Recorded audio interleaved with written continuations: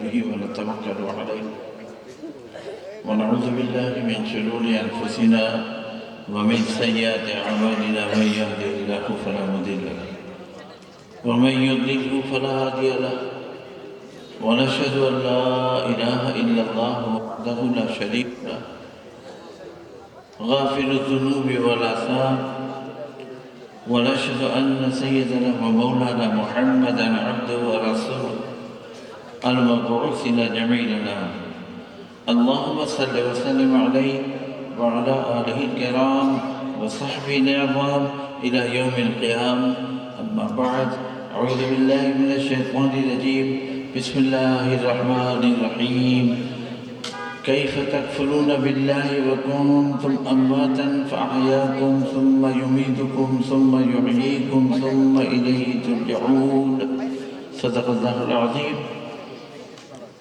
معزز الكرام وبرادر الإسلام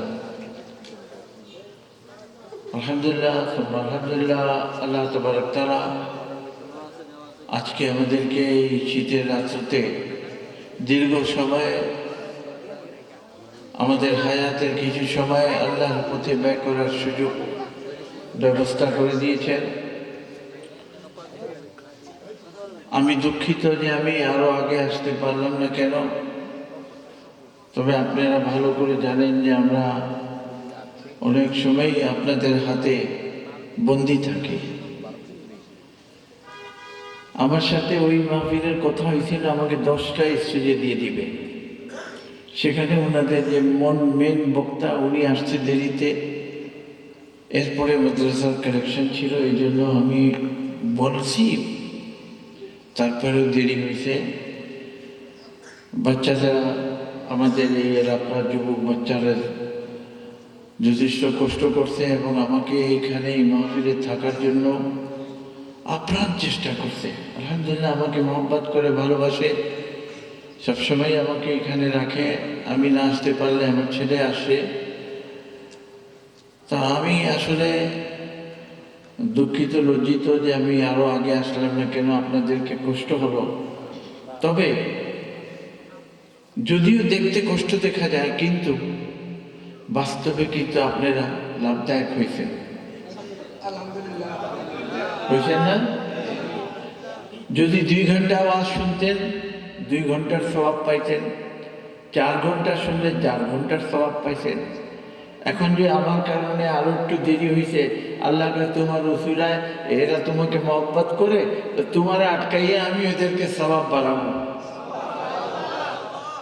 সেই জন্য আমি আসতে হতো, আল্লাহ দেরি করছেন। আমার খুব ইচ্ছা ছিল, কারণ এই মাহফিলকে, বাগমারা এলাকার মাহফিলকে আমি জানি এরা সব আপনারা আমাকে মহব্বত করেন, জমপুর খানদানকে মহব্বত করেন। এই জন্য এই মাহফিলটা আমার জন্য বেশি গুরুত্ব, আহমিয়ত, ইম্পর্টেন্স মনে করি আমি। কিন্তু যেহেতু ওই মাহফিল ইন্ডিয়া থেকে ডেট নিয়েছিল, আমি জমপুর থাকতে, তো ওরাও বড় বক্তাই আনছিল, কি জানে একটা কি নাম, হ্যাঁ ওই রকমই কিছু জানি না। তো এই জন্যই ওটা আমি কাটতে পারলাম না। আমি চাইছিলাম এই মাহফিলকে আরো একটু আগে কিংবা পিছিয়ে করার জন্য, কিন্তু সেটাও সম্ভব হলো না, যেহেতু আমাদের যে এখানে মেন বক্তা উনি তারিখটা পল্টিতে পারতেছিল না। তো এই সমস্ত সমস্যা হয়, কিন্তু এটার পিছনেও রহস্য আছে, আল্লাহর রহমত আছে ইনশাআল্লাহ। আলহামদুলিল্লাহ আমরা আমাদের হায়াতের কিছু সময় পথে আল্লাহর পথে ব্যয় করে দিতে পারছি। আলহামদুলিল্লাহ এমনই ভাবে আজকে যারা আসছি আমরা আস্তে আস্তে আলহামদুলিল্লাহ দিনকে শিখার জন্য চেষ্টায় আছি। আল্লাহ যেন আমাদেরকে সঠিক বুঝ দান করুক। যা কিছু আপনারা শুনেছেন এটা কি শোনা পর্যন্তই শেষ হবে না, এটার পরেও কোনো কাজ আছে। শোনার পরে মানতে হবে, আমল করতে হবে। দেখো শূন্যওয়ালা আল্লাহ কোরআনে 2 ভাবে আলোচনায় আনছেন। শূন্যওয়ালাকে আল্লাহ পাক 2 ভাবে আলোচনা করছেন, সামি'না ওয়া আতা'না, সামি'না ওয়া আসাইনা। শুনবো মানবো, শুনবো মানবো না। এখন আমরা কোন দলে থাকবো? শুনবো, মানবো। যারা শুনবে মানবে তারাই হবে কামিয়াব, আর যারা শুধু শুনে চলে যাবে তারা কোনোদিন কামিয়াব হতে পারবো না। কারণ শুনলেই যদি কামিয়াবি হতো তো আবু জাহাল জাহান্নামে যাইতো না, আবু লাহাব জাহান্নামে যাইতো না, উতবা শাইবা মুনাফিকিন মুশরিকিন এরা জাহান্নামে যাইতো না। আবার শোনার পরে যারা আমল করছে তারা দুনিয়াতে থাকতেই বেহেশতের সার্টিফিকেট নিয়ে চালিয়ে গেছে। এরকম হয়নি? আবু বকর সিদ্দিক রাদিয়াল্লাহু তাআলা আনহু হুজুর সাল্লাল্লাহু আলাইহি ওয়াসাল্লাম জান্নাতি বলে ঘোষণা দেন নাই? হযরত ওমর ফারুক আযম রাদিয়াল্লাহু তাআলা আনহু, হযরত উসমান গনি, হযরত আলী রাদিয়াল্লাহু তাআলা আনহু, এরা কি জান্নাতি না? সেই আশরা মুবাশশারা এরা জান্নাতি হলো, ওরা জাহান্নামী হলো। কেন? এরা শুধু শুনতো, মানতো না, আর ওনারা শুনতো, পরবর্তীতে মানত। সুতরাং মানার কারণে আল্লাহ তাবারক তাআলা তাদের জন্য জান্নাতের ফয়সালা করে দিল। ব্রাদান ইসলাম, আমরা আজকে আমাদের আল্লাহকে ভুলে রইলাম। আল্লাহ নিজে আফসোস করে বলতেছেন, কাইফা তাকফুরুনা বিল্লাহ ওয়া কুনতুম আমওয়াতান ফাআহয়াকুম সুম্মা ইউমীতুকুম সুম্মা ইউহয়ীকুম সুম্মা ইলাইহি তুরজাউন। তুমি কি করে তোমার আল্লাহকে ভুলে রয়েছো? তুমি ছিলে না তখন তোমার আল্লাহ তোমাকে পয়দা করেছিলেন।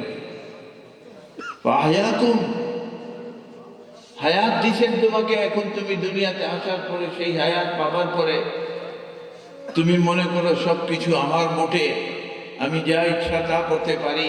তো মনে রাখো, এই হায়াতের পরে আল্লাহ পাক আরেকটা জিনিস রেখেছেন, সেটা হলো মউত।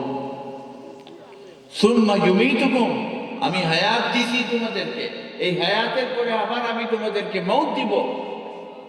আর শুধু মউত দিব না, সুম্মা ইউহয়ীকুম, এই মউতের পরে আমি তোমাদেরকে আবার জীবিত করব। সুম্মা ইলাইহি তুরজাউন, এরপরে তোমাদেরকে ওনার কাছে ফিরে নেওয়া হবে। এই মাঝখানে যে আল্লাযী খালাকাল মাউতা ওয়াল হায়াতা লিয়াবলুয়াকুম আইয়ুকুম আহসানু আমালা, এই মাঝখানে মওত এবং হায়াত দুইটা জিনিসের মাঝখানে আল্লাহ পাক আমাদের প্রতিটা মানুষকে একটা সুযোগ দিয়েছেন।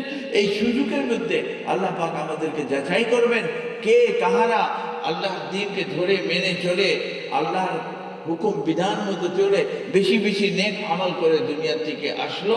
তখন আল্লাহ এই যাচাই করার জন্য এই সুযোগটা দিয়েছিলেন। কিন্তু মানুষ দুনিয়াতে আসার পরে আল্লাহর নেয়ামতকে পাবার পরে আল্লাহকেই ভুলে রইল। ব্রাদার ইসলাম, মনে রাখো, আমি ভুলে থাকতে পারি, কিন্তু আল্লাহ তাআলা সব দেখতেছেন। এই জন্য আল্লাহ পাক এক জায়গায় বলছেন কোরআনের মধ্যে, ইয়া আইয়ুহাল্লাযীনা আমানু তাকুল্লাহ ওয়াল তানজুর নাফসুম মা কদ্দামাত লিগাদিন ওয়াত্তাকুল্লাহ ইন্নাল্লাহা খাবীরুম বিমা তা'মালুন। আল্লাহ রাব্বুল ইজ্জত বলতেছেন, এ মানুষ, এই ইমানদার বান্দাগণ, ইয়া আইয়ুহাল্লাযীনা আমানু ইত্তাকুল্লাহ। अल्लाह फरमा रहा है कि ईमानदारों को, बेईमान को नहीं, যারা ঈমান আনছে আল্লাহর উপরে তাদেরকে আল্লাহ মুখাতাব করতেছেন, ডাক দিতেছেন, হে ঈমানদার বান্দাগণ, আল্লাহকে ভয় করো। কে বলতেছে? কাকে ভয় করতে বলছে? আল্লাহকে ভয় করতে বলছে। কাকে? মানুষকে বলতেছে যে তোমরা আল্লাহকে ভয় করো। মানুষ, তুমি আল্লাহকে ভয় করো। ইয়া আইয়ুহাল ইনসান বলে নেই, আমানু বলছে, যারা ঈমান আনছো তাদেরকে আল্লাহ বলতেছে যে আল্লাহকে ভয় করো। আর তোমরা প্রতিটা মানুষ দেখে রাখো কালকে হাসরের দিনের জন্য তোমার কি তৈরি আছে, কি প্রস্তুতি আছে, একটু দেখিয়ে রাখো। কারণ এই জায়গাটা হলো আখিরাতের পুঁজি একত্র করার জন্য।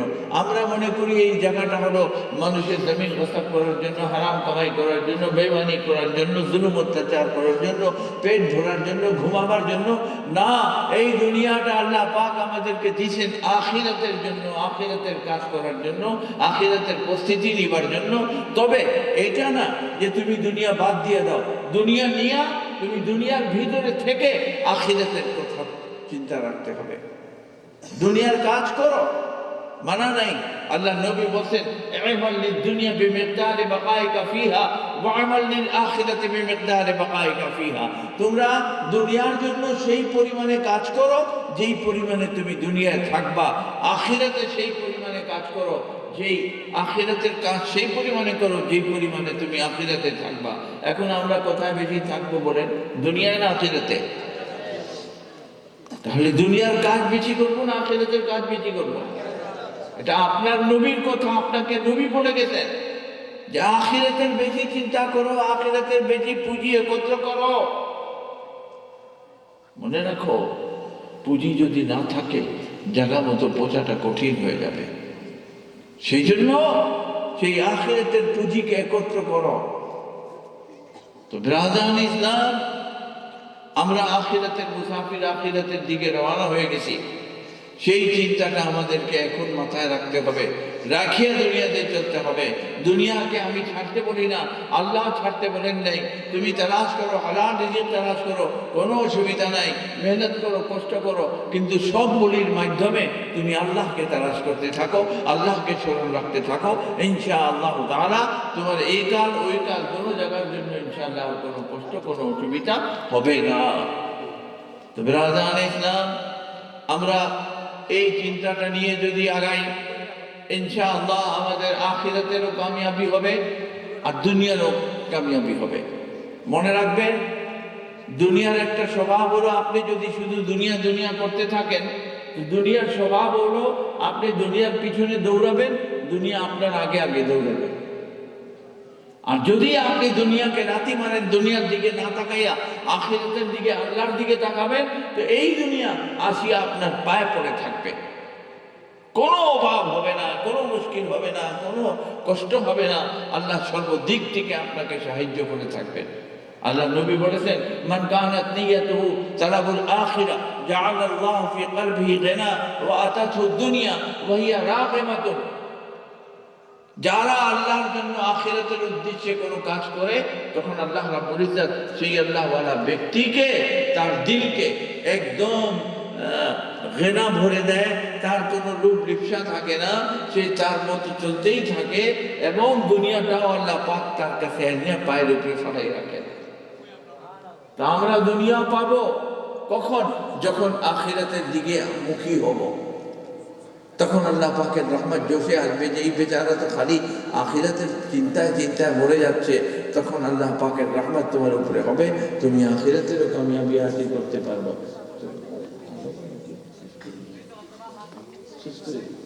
আলহামদুলিল্লাহ। দেখো, ওয়াজ যা কিছু আপনারা শুনছেন, আলহামদুলিল্লাহ, রাত্র 12টার উপরে হয়ে গেছে। ইনশাআল্লাহ তাআলা আপনাদেরকে আমি কষ্ট দিই। আমি তো আপনাদের এলাকারই হুজুর, জনপুরি হুজুর নামগাঁও আসতে, কিন্তু থাকি তো আপনাদের এলাকায় আশেপাশে। এই তো পরশুদিন আসতেছি নাওরা, হ্যাঁ না, 6 তারিখ ইনশাআল্লাহ সব এই আশেপাশে থাকবো। আপনারা তো আমাকে দেখতেই থাকেন, শুনতেই থাকেন। ইনশাআল্লাহ তাআলা আজকে আমি আর কষ্ট দিব না, এখানে বুড়া লোকও আছে, এরা কষ্ট পাবে। তবে ইনশাআল্লাহ তাআলা এই মাহফিল যেন আমাদের জন্য হেদায়েতের মাহফিল হয়। আমরা ইনশাআল্লাহ আজকে নিয়ত করি, এতক্ষণ ওয়াজ শুনলাম, এই বাচ্চারা এত কষ্ট করলো, এই সুন্দর একটা বাগান সাজানো, উদ্দেশ্য পিছিয়ে হলো আল্লাহকে রাজি করা, আল্লাহকে পাওয়া, এটাই তো উদ্দেশ্য। এখন আমরা যেহেতু কষ্ট করে শুনলাম, এই শোনার পরে আমাদের নিয়তটা কি হবে? আমরা আমল করবো না ইনশাআল্লাহ? ইনশাআল্লাহ সবাই আমল করবো তো? আমাদের মধ্যে অনেকে এখনো ঠিক মতো নামাজ পড়ে না। আমি আপনাদের কাছে চাই, এটা আমার জন্য না, আপনার জন্য। ইনশাআল্লাহ তাআলা আমরা সকলে আজকে নিয়ত করি যে আমরা নামাজকে 5 ওয়াক্ত পড়বো ইনশাআল্লাহ। পারবো না? ইনশাআল্লাহ হাত উঠাও দেখে। আলহামদুলিল্লাহ, আলহামদুলিল্লাহ, মাশাআল্লাহ, আলহামদুলিল্লাহ। নামাজ, আলহামদুলিল্লাহ, সবাই নামাজের পাবন্দি করবা, হালাল রিজিক তালাশ করবা, হারাম থেকে দূর থাকবা, মানুষের মনে কষ্ট দিবা না, প্রতিবাসীদের মনে কষ্ট দিবা না, জামাতের সাথে নামাজ পড়বা, মহিলাদেরকে পর্দা রাখার ব্যবস্থা করে দিবা, বাচ্চাদেরকে দ্বীনি তালিম দিবা, হুজুর সাল্লাল্লাহু আলাইহি ওয়াসাল্লামের সুন্নতের উপরে আমল করবা, হালাল খাবা,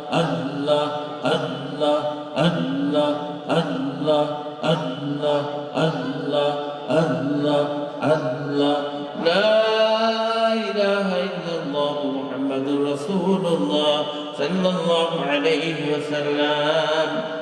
এখন ইনশাআল্লাহ তওবা হবে। ইনশাআল্লাহ যারা বাইত হবেন তারা নিয়ত করবেন ইনশাআল্লাহ।